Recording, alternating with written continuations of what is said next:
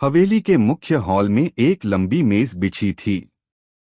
रुद्र प्रताप, अद्वैत, नकली, पल्लवी देवी और कैलाश गंभीर मुद्रा में बैठे थे।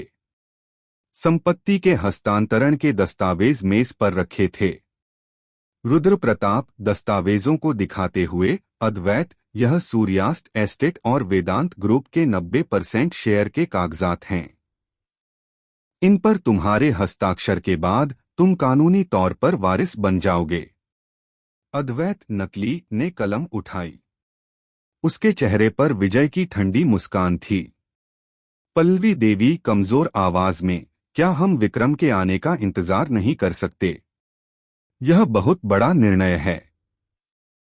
रुद्र प्रताप क्रोध से, पल्लवी, यह बात कल रात ही तय हो गई थी। विक्रम का मामला पुलिस देखेगी।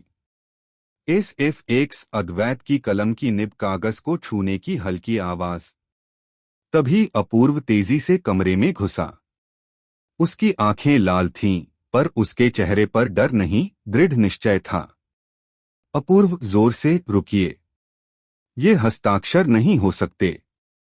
सब चौंककर अपूर्व की ओर देखते हैं। रुद्र प्रताप भड़कते हुए, कौन हो तुम? तुम्हारी हिम्मत कैसे हुई? अपूर्व, मैं अपूर्व हूं, और मैं इस परिवार का एक वफादार सदस्य हूं।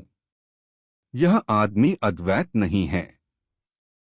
अद्वैत, नकली, शांत, लेकिन उसकी आंखों में गुस्सा था। अपूर्व, तुम बीमार हो, जाओ और आराम करो। अपूर्व सीधे अद्वैत के पास जाकर, बीमार मैं नहीं, तुम हो। नकली, विक्रम का शक सही था। तुम असली अद्वैत नहीं हो, और मुझे इसका सबूत मिल गया है। सीन 2, लॉकेट और असली अद्वैत।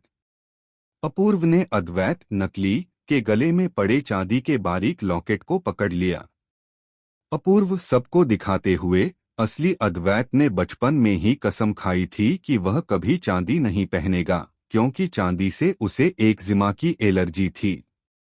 वह हमेशा प्लेटिनम या सोना पहनता था। लेकिन तुमने चांदी का लॉकेट पहना है। पल्लवी देवी हैरानी से, हाँ, यह सच है। अद्वैत हमेशा चिढ़ जाता था अगर कोई उसे चांदी छूने को कहता था।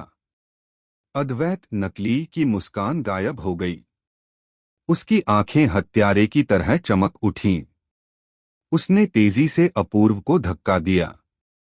अद्वैत, नकली, चीखते हुए, झूठ, यह सब झूठ है। कैलाश तुरंत आगे आते हुए, रुको, अपूर्व सच कह रहा है। और विक्रम का खून भी यहीं मिला था। हमने पुलिस को फोन किया है, और मैंने सुबह ही एक और काम किया है।